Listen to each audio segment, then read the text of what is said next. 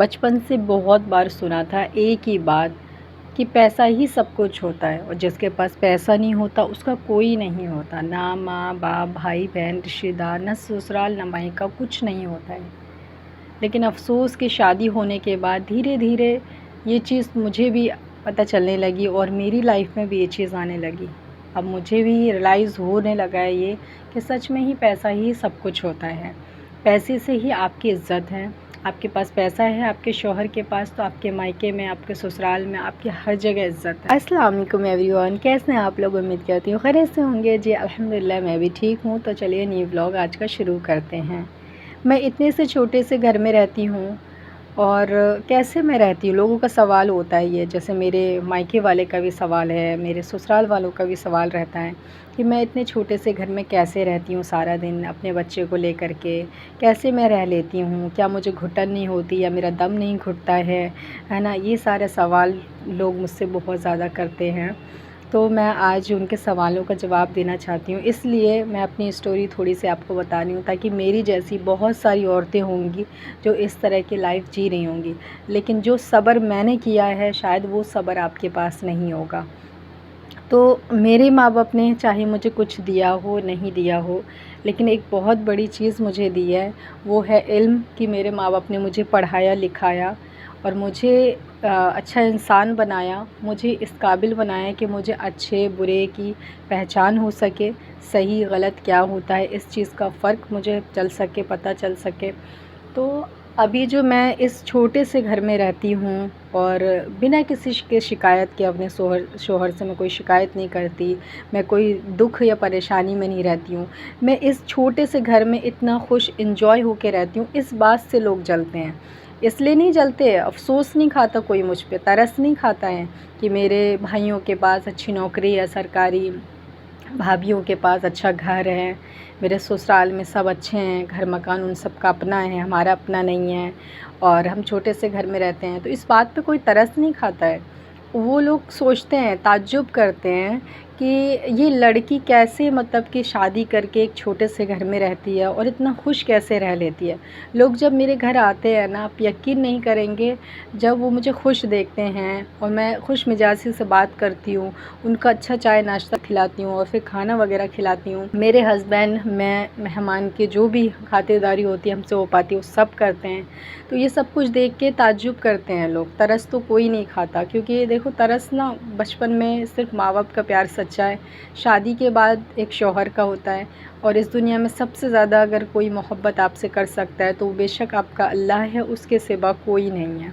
ठीक है, क्योंकि अल्लाह बिना दौलत के, बिना शोहरत के आपसे मोहब्बत करता है। जैसे आप हैं वैसे ही आपसे मोहब्बत करता है, कुछ नहीं मांगता आपसे। ये दुनिया आपसे मांगती है, ये दुनिया आपसे पैसे मांगती है। आपके पास पैसा होगा, इज़्ज़त होगा, नाम होगा तो आपको इज़्ज़त देगी, लेकिन अल्लाह बिना इन सब के आपको इज़्ज़त भी देता है, मोहब्बत भी करता है और आपसे बहुत ज़्यादा प्यार करता है अल्लाह। तो मैं जो अपने छोटे से घर में इतना खुश रह लेती हूँ तो लोगों को जलन होती है इससे कि कैसे मैं खुश रह लेती हूँ, कैसे मैं इतना खुश रहती हूँ अपने बच्चे के साथ, अपने फैमिली के साथ, अपने शौहर के साथ।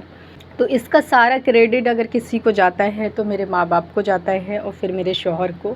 माँ बाप को इसलिए क्योंकि मैंने अभी शुरू में बोला कि मेरे माँ बाप ने मुझे कुछ दिया या नहीं दिया, लेकिन मुझे इल्म दिया है, मुझे उन्होंने पढ़ाया लिखाया, एक सही गलत की पहचान कराई। आज जो मेरे अंदर इतना सब्र है और सब्र करके मैं खुश रहती हूँ, मैं सब्र करती हूँ इसलिए मैं खुश रहती हूँ। मेन रीज़न यही है कि मेरे अंदर सब्र बहुत है।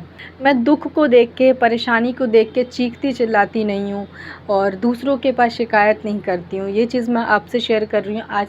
आज तक मैंने किसी को बताया तक नहीं है ये बात कि मेरे पास दुख है, मेरे पास परेशानी है, मैं ये प्रॉब्लम फ़ेस कर रही हूँ।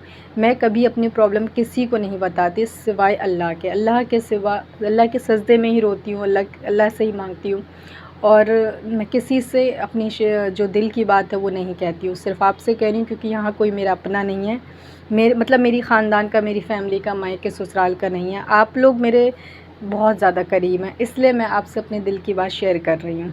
क्योंकि आप लोग जो है मुझे सपोर्ट करते हैं, मुझे अच्छा मानते हैं और मैं जो है जितनी कुछ आपसे शेयर करती हूँ आप लोग को वो भी अच्छा लगता है और आप लोग मोटिवेट भी होते हैं, इसलिए मैं आपको बता रही हूँ अपनी दिल की बात। जो मैंने आज तक किसी को नहीं बताई। तो मेरे अंदर सब्र है, और सब्र कहाँ से आया? सब्र यहाँ से आया कि मेरे माँ बाप ने मुझे पढ़ाया लिखाया, अच्छी मुझे तालीम दी, जिससे मुझे पता चला कि शौहर का मर्तबा क्या होता है, शौहर आपको किस हाल में रखे तो आपको खुश रहना होता है, कहाँ शौहर गलत होता है, कहाँ शौहर का साथ देना है, कहाँ नहीं देना होता है।